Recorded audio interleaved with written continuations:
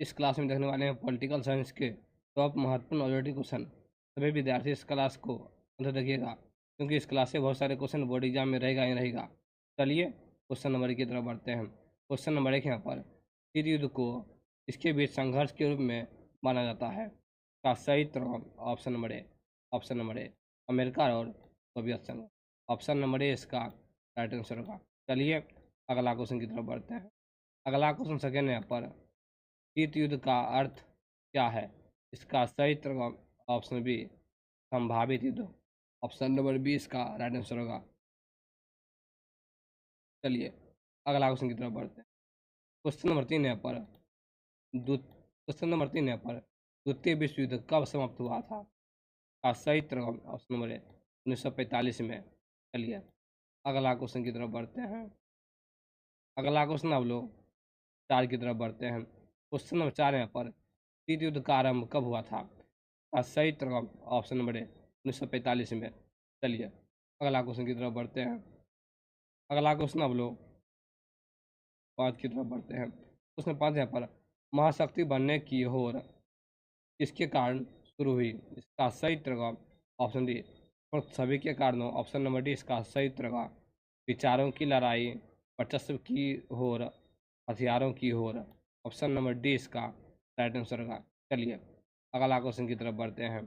अगला क्वेश्चन आप लोग अगला क्वेश्चन आप लोग 6 की तरफ बढ़ते हैं। क्वेश्चन 6 पर, सोवियत संघ ने कौन सा देश कूटनीतिक और वित्तीय सहायता दी? का सही उत्तर option B Cuba. Option number B इसका राइट आंसर होगा। आप लोग याद रखिएगा, ऑप्शन नंबर बी क्यूबा। चलिए अगला क्वेश्चन की तरफ बढ़ते हैं। अगला क्वेश्चन आप लोग 7 की तरफ बढ़ते हैं। क्वेश्चन नंबर 7 है यहाँ पर, क्यूबा मिसाइल संकट के समय सोवियत संघ का नेता कौन था? का सही उत्तर option number Nikita Khrushchev. Option number A इसका राइट आंसर होगा। चलिए अगला क्वेश्चन की तरफ बढ़ते हैं। अगला क्वेश्चन आप लोग 8 की तरफ बढ़ते हैं। क्वेश्चन नंबर 8 है यहाँ पर, क्यूबा मिसाइल संकट किस वर्ष हुआ था? का सही उत्तर ऑप्शन बी 1962 में।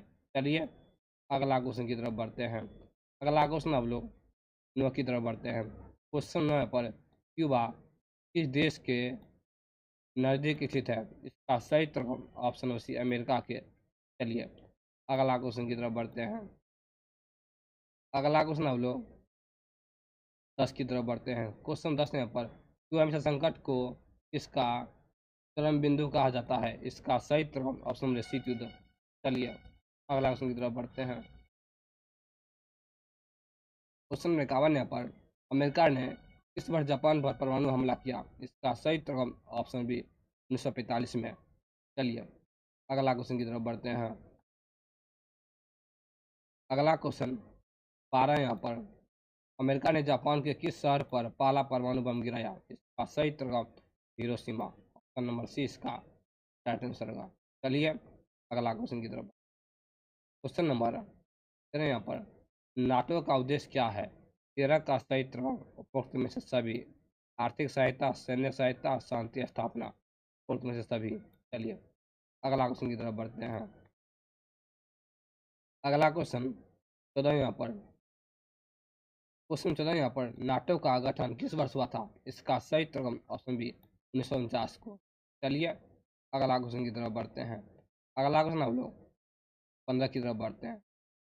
कीटों का मुख्य उद्देश्य क्या था? इसका सही उत्तर ऑप्शन बी साम्यवाद का विरोध। चलिए अगला क्वेश्चन की तरफ। अगला क्वेश्चन हम लोग 16 की तरफ बढ़ते हैं। कीटों का गठन किस वर्ष हुआ था? इसका सही उत्तर ऑप्शन नंबर 1952 में। चलिए अगला क्वेश्चन की तरफ बढ़ते हैं। अगला क्वेश्चन हम लोग 17 की तरफ बढ़ते हैं। सेंटो का उद्देश्य क्या था? का सही उत्तर ऑप्शन नंबर ए मध्य पूर्व से सोवियत संघ को दूर रखना। ऑप्शन नंबर ए इसका ऑप्शन होगा। चलिए अगला क्वेश्चन की तरफ बढ़ते हैं। अगला क्वेश्चन आप लोग 18 की तरफ बढ़ते हैं। सोवियत संघ ने नाटो का मुकाबला करने के लिए कौन सी संधि की? इसका सही उत्तर ऑप्शन नंबर वर्साई की संधि। ऑप्शन नंबर ए इसका राइट आंसर होगा। चलिए अगला क्वेश्चन की तरफ बढ़ते हैं। अगला क्वेश्चन आप लोग 19 की तरफ। क्वेश्चन 19 यहाँ पर, शीत युद्ध के दौरान किस क्षेत्र में खूनी लड़ाई हुई थी? का सही उत्तर अफगानिस्तान। चलिए अगला क्वेश्चन की तरफ बढ़ते हैं। अगला क्वेश्चन हम लोग 20 की तरफ बढ़ते हैं। कूटनिरपेक्ष आंदोलन का पहला सम्मेलन कब हुआ था? इसका सही जवाब ऑप्शन बी 1961 में, ऑप्शन नंबर बी। चलिए अगला क्वेश्चन की तरफ अगला क्वेश्चन हम लोग 30 की तरफ बढ़ते हैं। क्वेश्चन नंबर 21 यहाँ पर क्वेश्चन में आप लोग 21 की तरफ बढ़ते हैं। क्वेश्चन नंबर 21 यहाँ पर कूटनिरपेक्ष आंदोलन का 14वां सम्मेलन कहाँ हुआ था? इसका सही जवाब option number A, option number A Havana में, ऑप्शन नंबर ए। चलिए अगला क्वेश्चन की तरफ बढ़ते हैं। अगला क्वेश्चन हम लोग 22 की तरफ बढ़ते हैं। क्वेश्चन 22 यहाँ पर कूटनिरपेक्ष आंदोलन के संस्थापक नेता कौन थे? इसका सही जवाब ऑप्शन पंडित नेहरू। चलिए अगला क्वेश्चन की तरफ बढ़ते हैं। अगला क्वेश्चन हम लोग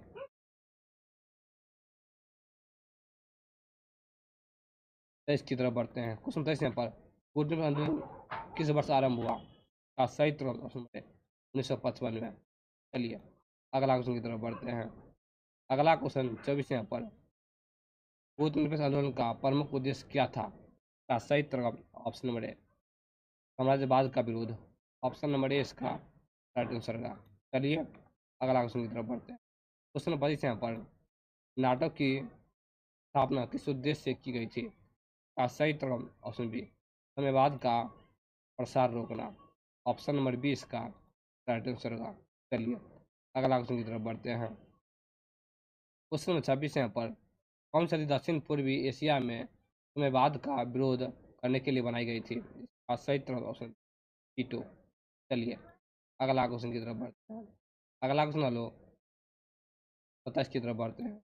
तो यहाँ पर अपरोध का क्या अर्थ है? का सही जवाब option number B, option B सामरिक संतुलन, ऑप्शन नंबर बी इसका राइट आंसर का। चलिए सामरिक संतुलन। चलिए अगला क्वेश्चन की तरफ बढ़ते हैं। अगला क्वेश्चन लोग की तरफ बढ़ते हैं। सोवियत संघ ने किस संधि के तहत परमाणु हथियार तैनात किए थे? इसका सही जवाब भी वर्षा की संधि। चलिए अगला क्वेश्चन 29 यहाँ पर किस देश ने गुटनिरपेक्ष आंदोलन में प्रमुख भूमिका निभाई? क्वेश्चन नंबर 29 का सही जवाब option B Bharat, option number B Bharat. चलिए अगला क्वेश्चन की तरफ बढ़ते हैं। अगला क्वेश्चन इस यहाँ पर गुटनिरपेक्ष आंदोलन का उद्देश्य क्या था? का सही जवाब ऑप्शन बी समाजवाद का विरोध। चलिए अगला क्वेश्चन की तरफ बढ़ते हैं। अगला क्वेश्चन 31 यहाँ पर नव अंतर्राष्ट्रीय आर्थिक व्यवस्था का मुख्य उद्देश्य क्या था? का सही जवाब ऑप्शन नंबर ए आर्थिक सहयोग बढ़ाना, ऑप्शन नंबर ए। चलिए अगला क्वेश्चन की तरफ बढ़ते हैं। नंबर 25 यहाँ पर नव अंतर्राष्ट्रीय आर्थिक व्यवस्था को किस संस्था ने प्रस्तावित किया? इसका सही जवाब option number A UNCTAD, option number A इसका राइट आंसर का। चलिए अगला क्वेश्चन 33 यहाँ पर किस वर्ष अनक्टड की स्थापना हुई? का सही जवाब ऑप्शन डी 1972 में। चलिए अगला क्वेश्चन की तरफ बढ़ते हैं। क्वेश्चन 33 यहाँ पर कूटनिरपेक्ष का पालन कौन सा देश कर रहा था? इसका सही जवाब ऑप्शन नंबर ए भारत। चलिए अगला क्वेश्चन की तरफ बढ़ते हैं। क्वेश्चन नंबर 35 यहाँ पर वर्षा संधि का मुख्य उद्देश्य क्या था? इसका सही जवाब ऑप्शन नंबर ए नाटो देशों का मुकाबला करना। चलिए अगला क्वेश्चन की तरफ बढ़ते हैं। अगला क्वेश्चन 36 यहाँ पर किस वर्ष परमाणु और प्रशासंधि का किस वर्ष परमाणु प्रशासंधि पर हस्ताक्षर किए गए? इसका सही जवाब ऑप्शन डी 1968 में। चलिए अगला क्वेश्चन की तरफ बढ़ते हैं। क्वेश्चन 37 यहाँ पर कोरिया में शीत युद्ध के दौरान संघर्ष किस वर्ष हुआ था? इसका सही जवाब 1950 से 1953। चलिए क्वेश्चन 32 यहाँ पर बर्लिन की दीवार किस युद्ध की प्रतीक मानी जाती है? इसका सही जवाब ऑप्शन नंबर ए ध्रुवीयता। चलिए अगला क्वेश्चन की तरफ बढ़ते हैं। अगला क्वेश्चन लोग 40 की तरफ बढ़ते हैं। क्वेश्चन 40 यहाँ पर युद्ध के किस समय में दोनों महाशक्तियों के बीच समझौते हुए? इसका सही जवाब 1960 के दशक। चलिए अगला क्वेश्चन की तरफ बढ़ते हैं। क्वेश्चन नंबर 41 यहाँ पर परमाणु परीक्षण प्रतिबंध संधि पर किस वर्ष हस्ताक्षर किए गए? इसका सही जवाब 1963 में। चलिए अगला क्वेश्चन की तरफ बढ़ते हैं। क्वेश्चन 42 यहाँ पर नाटो किस क्षेत्र से संबंधित है? इसका सही जवाब उत्तरी अटलांटिक। चलिए अगला क्वेश्चन की तरफ बढ़ते हैं। क्वेश्चन 43 यहाँ पर 1962 में किस देश ने क्यूबा पर परमाणु मिसाइल तैनात की? इसका सही जवाब सोवियत संघ का नंबर। चलिए अगला क्वेश्चन की तरफ बढ़ते हैं। अगला क्वेश्चन 22 यहाँ पर कूटनीतिक सम्मेलन का पहला सम्मेलन कहाँ हुआ था? इसका सही जवाब ऑप्शन नंबर ए बेलग्रेड। चलिए अगला क्वेश्चन की तरफ बढ़ते हैं। अगला क्वेश्चन लो 45 की तरफ। क्वेश्चन 45 यहाँ पर नव अंतर्राष्ट्रीय आर्थिक व्यवस्था का उद्देश्य क्या था? इसका सही जवाब ऑप्शन नंबर ए व्यापार प्रणाली में सुधार। चलिए अगला क्वेश्चन की तरफ बढ़ते हैं। अगला क्वेश्चन 40 यहाँ पर कूटनिरपेक्ष आंदोलन का पूरा नाम क्या है? इसका सही जवाब ऑप्शन कूटनिरपेक्षता। चलिए अगला क्वेश्चन की तरफ बढ़ते हैं। अगला क्वेश्चन 47 यहाँ पर पेंटो किस क्षेत्र से संबंधित है? इसका सही जवाब ऑप्शन है मध्य पूर्व। चलिए अगला क्वेश्चन की तरफ बढ़ते हैं।